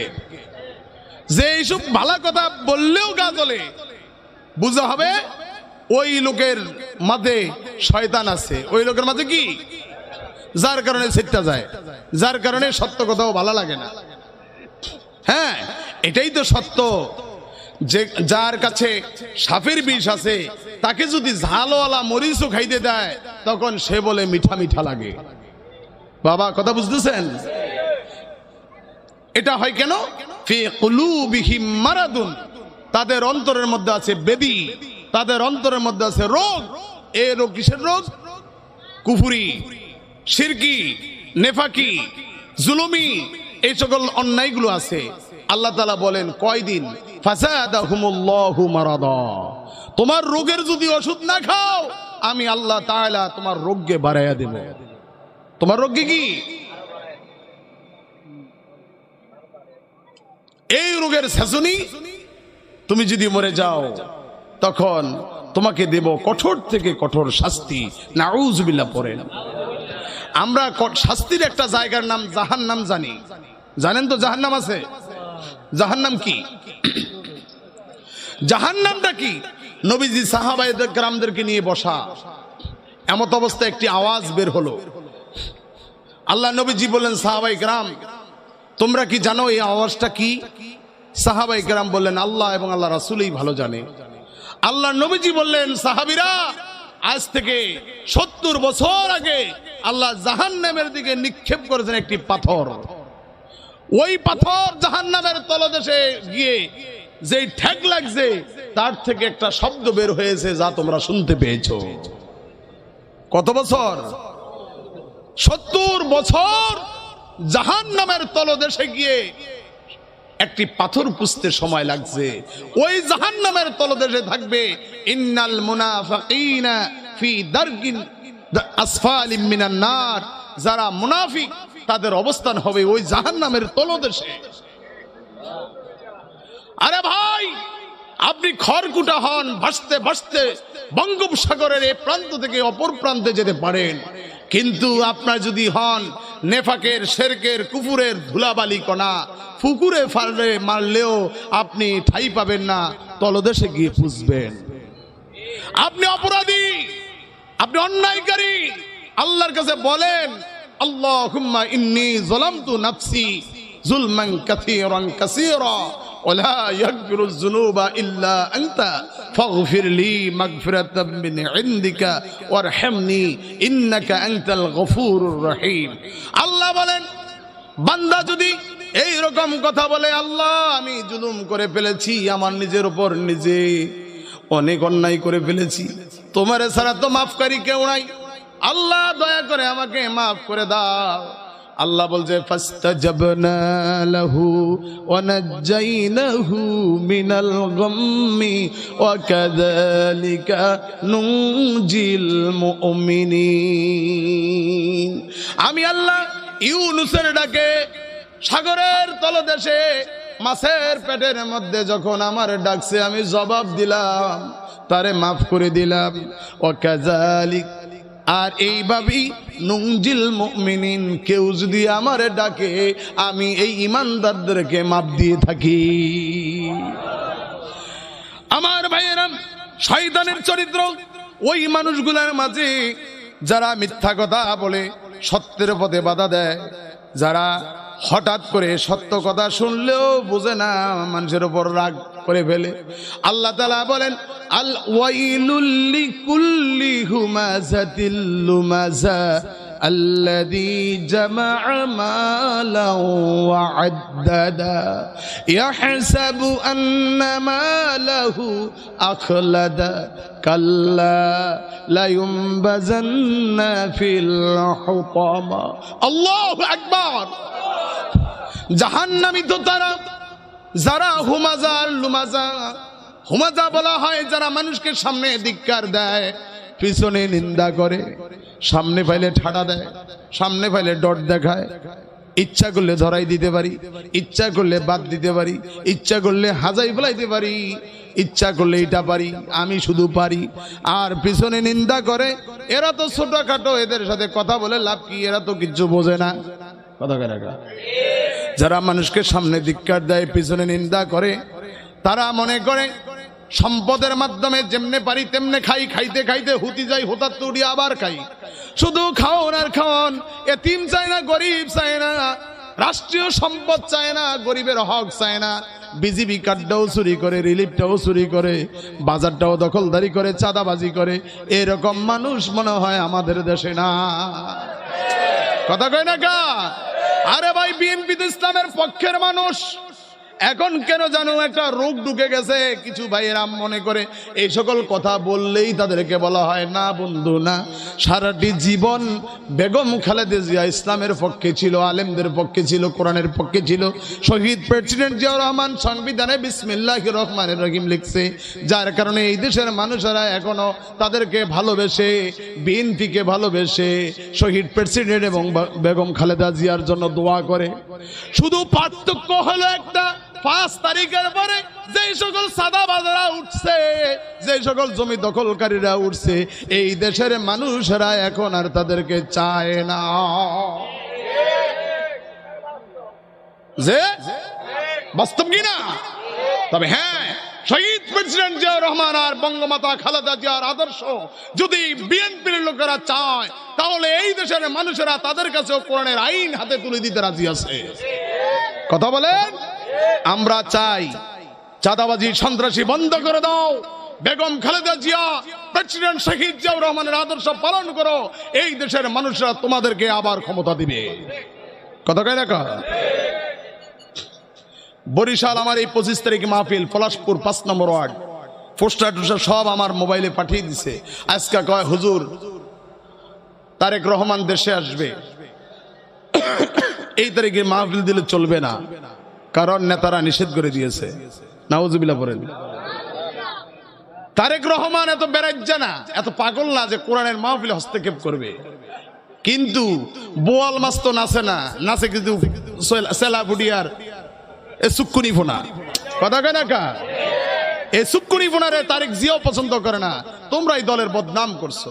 বরং তারেক রহমান আমাদের আদর্শ, আমাদের গর্ব, আমাদের আইডল। তিনি চান আল্লাহর কোরআন নিয়ে, ইসলাম নিয়ে, বাপমার আদর্শ নিয়ে আমাদের মাঝে থাকুন। কথা কন না কা? কিন্তু তার মাথায় লবণ রেখে যারা বড়ই খায়, বড়ই খাবে, তাদের কারণে হয়তোবা এই দেশের জনগণ আঙ্গুলো দেখাইতে পারে। রাগ করছেন নাকি আপনারা? রাগ করছেন নাকি? ওরে মুরব্বীরা কয় সত্য। আমার ভাইয়েরা, তাহলে মানুষের মাঝে হুট করে উঠা যাবে না, মানুষদের কথা বুঝতে হবে, বুঝাতে হবে। মানুষের মাঝে রাগটা এনে দেয় শয়তানে, যার মাঝে এই শয়তানের আচরণ আছে, সে মানুষের কথা বুঝতে চায় না, বুঝাতে চায় না, মানুষের উপর যে কোনো মন্তব্য করে তার মাথা গরম করে। ওয়াইন্না শাইতানা খলকা মিনান নার, আর শয়তান হচ্ছে আগুনের তৈরি। ওয়া ইন্নামা ইউতফিউন নারু বিমাই, আল্লাহ রাসূল বলেন, আর পানিয়ে আগুনকে নির্বাপিত করে। ফাইজা গদাবা আহাদুকুম ফালিয়াতাওয়াদ্দা, যখন তোমাদের মাঝে কারো রাগ চলে আসে তখন দেরি করবা না, তোমরা বিসমিল্লাহি আলিয়্যিল আযীম আলহামদুলিল্লাহি আলা দীনিল ইসলাম আল ইসলামু হাক্কুন ওয়াল কুফরু বাতিলুন আল ইসলামু নূরুন ওয়াল কুফরু যুলমাতুন, দোয়াটা পড়া ওযু করো, তোমার শয়তানের রাগ বন্ধ হয়ে যাবে। আল্লাহ রাসূল সাল্লাল্লাহু আলাইহি সাল্লাম বলেন, ওয়াইজা গদাবা আহাদুকুম ওয়া হুয়া কায়িমুন, তোমাদের মধ্যে কারো যদি রাগ হয়, মাথা গরম হয়, সে যদি থাকে দণ্ডায়মান, ফালিয়াজলিস, সে যেন বসে যায়। ফা ইন্না যাহাবা আনহুল গদাবা ওয়া ইল্লা ফালিয়াতাদা, যদি সে দাঁড়ানো ব্যক্তি যদি রাগের অবস্থায় বসে যায়, তাহলে তার রাগকে নির্বাপিত করে দিবে, শয়তানকে দূরাইয়া দিবে কে? সুতরাং এই সকল আচরণ থেকে আমরা যদি বাঁচতে পারি তবে আমাদের ঈমান আছে, এই গ্যারান্টি দিয়েছেন কে? কথা বলেন কে? আমার ভাইয়েরা, তাগুতের দ্বিতীয় নম্বর বড় মারাত্মক। তাগুতের দ্বিতীয় নম্বর অর্থ হচ্ছে ফিরাউন। তাগুতের দ্বিতীয় নম্বর অর্থ কি? কথা বলেন কি? ফিরাউন আমাদের দেশের নাই, এই জন্য ফিরাউনের কথা শুনতে বলতে রাজি আছি। রাজি আছি কিনা? ফিরাউনের চরিত্র হলো কি? ইন্না ফিরআউনা আলা ফিল আরদ, যে দুনিয়ার জমিনে ক্ষমতা পেয়ে অহংকারী হয়ে উঠেছে, তার অহংকারের পিছনে একটা জিনিসে কাজ করে, ক্ষমতা। ফিরআউনের যেই চরিত্রের কারণে ফিরআউন হয়েছে, আল্লাহর জাহান্নামে যাবে, তন্মধ্যে একটা চরিত্র হলো, 1 নম্বর চরিত্র, তার ক্ষমতার অহংকার। কথা কন না কা? 5 কারণে মানুষের অহংকার হয়, 5 কারণে মানুষের অহংকার হয়। 1 নাম্বার হলো ইলমের বড়াই, আমি বড় আলেম, আমি বড় জ্ঞানী। 1 নাম্বার, আমি বড় আলেম, আমি বড় জ্ঞানী, এই কারণে মানুষ অহংকারী হয়। 2 নম্বর হলো মানুষ সুন্দর হলে অহংকার হয়। চেহারা যদি ভালো হয়, ওসা লম্বা যদি হয়, শরীরটা যদি একটু মাক্কা মারা হয়, তখন তার রাস্তা দিয়ে হাঁটার সময় একখানা ভাব চলে আসে, এই তার শরীরের কারণে তার অহংকার আসে। 3 নম্বর হলো সম্পদের বড়াই। কারো যদি সম্পদ থাকে, টাকা পয়সার বড়াইয়ে, তার জায়গা জমির কারণে তার মধ্যে অহংকার চলে আসে। টাকা পয়সার বড়াইয়ে এমন হয়, সে চিন্তাধারা করে, ওর পিছে যদি 1 লাখ টাকাও যায় আমার কি হবে, হয়তো জায়গা জমি বেচলেও 1 লাখ টাকা পারবে না। তার অহংকারের স্বভাব দ্বারায় তার টাকা পয়সায়। কথা কি বুঝেন ভাইয়েরা আমার? 4 নম্বর অহংকার হচ্ছে নেক আমল। কেউ যদি নেক আমল করে, একটা সময় তার মধ্যে এই বদ চরিত্র, ফিরআউনি চরিত্র, অহংকারটা চলে আসে। আমি 5 ওয়াক্ত নামাজি, এই শয়তানটাই তো মসজিদেও যায় না, আমি তাহাজ্জুদ পড়ি, আমি এই দান সদকা করি, আমি এটা, আমি সেটা, এইরকম করে কিছু মানুষের নেক আমলেও মানুষকে এই রকম অহংকারী বানাতে পারে। বুঝতেছেন আপনারা? অনেক মানুষ আছে না, নামাজ কালাম পড়ার কারণে, হুজুর হওয়ার কারণে অন্য মানুষদেরকে নামাজি মনে হয় না, মুসলমানই মনে হয় না। এরকম কিছু আমলের অহংকারী মানুষ মনে হয় নাই? আছে কি না? 5 নাম্বার হলো ক্ষমতা। 5 নম্বর কি? আল্লাহ শিক্ষা দেন, দুনিয়ার মানুষেরা শোনো, কুলিল্লাহুম্মা মালিকাল মুলক তুতিল মুলকা মিম্মান তাশাউ ওয়া তানজিউল মুলকা মিম্মান তাশাউ ওয়া তুইজ্জু মান তাশাউ ওয়া তুযিল্লু মান তাশাউ বিয়াদিকাল খায়র ইন্নাকা আলা কুল্লি শাইইন কাদির।